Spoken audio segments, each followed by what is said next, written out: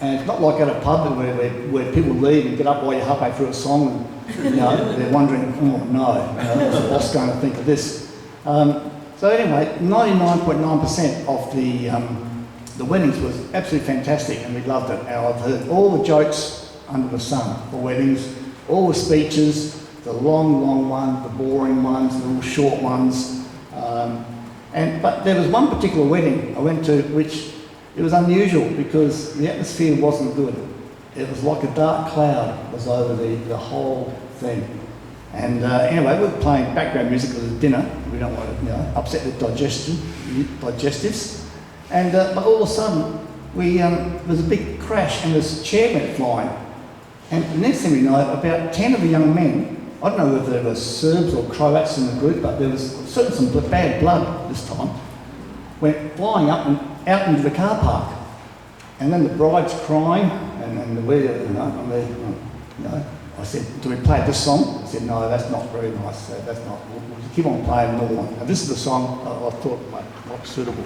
It had a good ending because the bridegroom went out too. But he came back unscathed, so that was a relief. And we did finish up, but this is the one I suggested, but it was bad taste.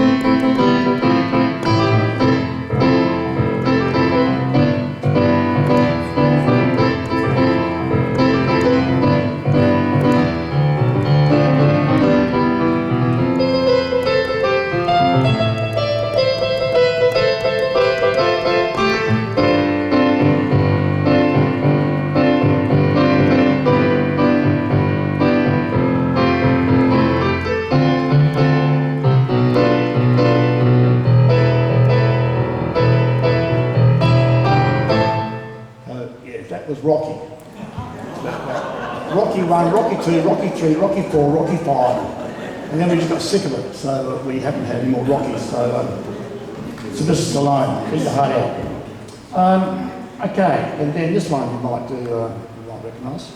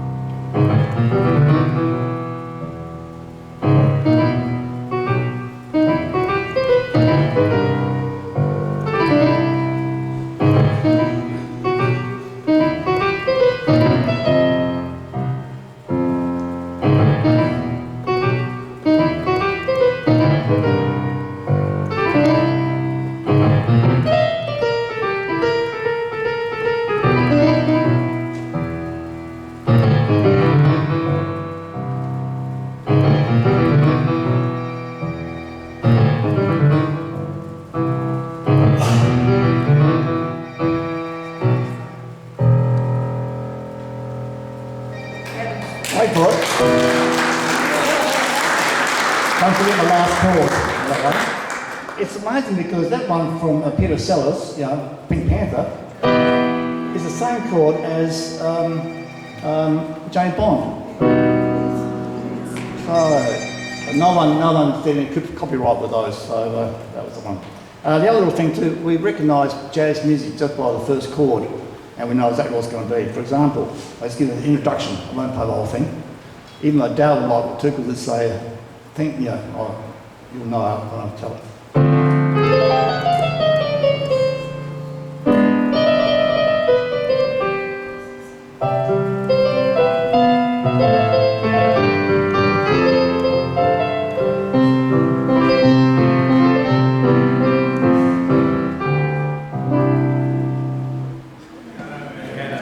Andy Joel, Piano Man. I got a dollar for every time I heard that. Wealthy, yes. And this one here, I play one chord, you'll know.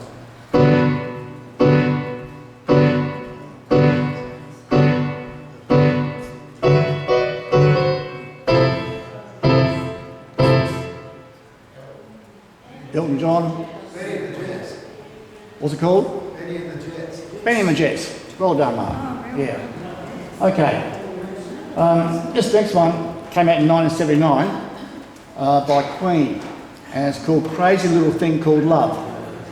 And written in 1979, it's a rockabilly style song written by Freddie Mercury in just 10 minutes while he was having a bath. So there you go. Amazing what you do. It was Queen's first #1 hit in the United States, and again, I wrote the song as a homage to Elvis Presley and Cliff Richard. So Freddie Mercury brought it to a session with only the bass and the drummer present. He didn't want Brian May, he's the guitarist with all the hair. He didn't want Brian May there because he would have complicated it. So this is Crazy Little Thing Called Love.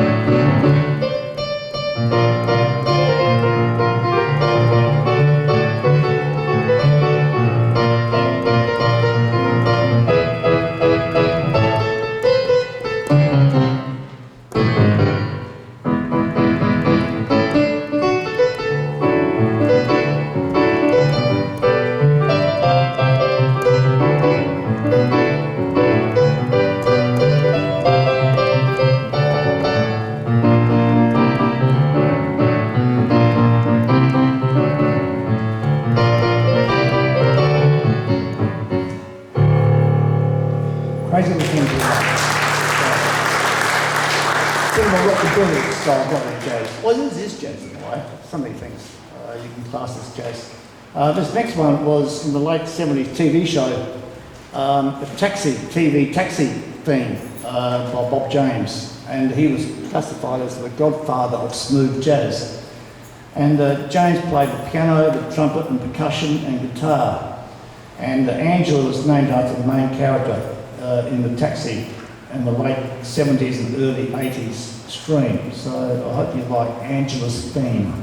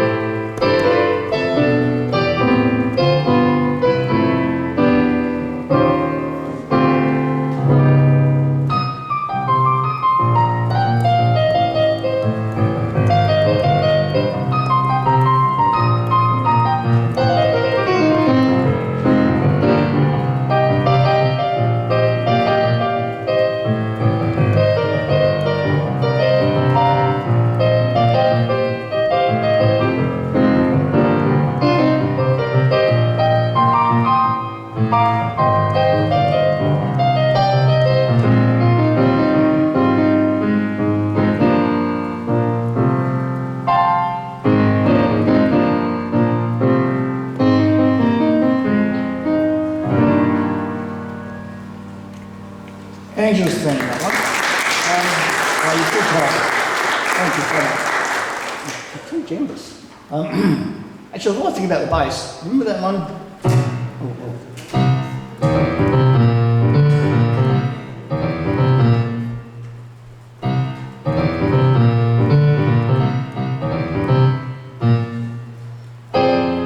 That's the one. I like. That was the Beatles one, wasn't it?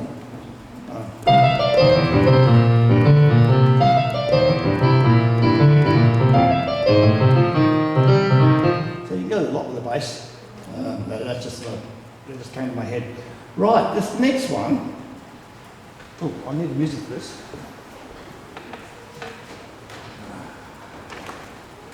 Now, we're in a church, but this is God's gift is amazing for us. He has given so many gifts, and to be able to play is a gift for me. To be able to listen is a gift for me as well, and for you. And we've got so many other gifts, and I've met so many talented people.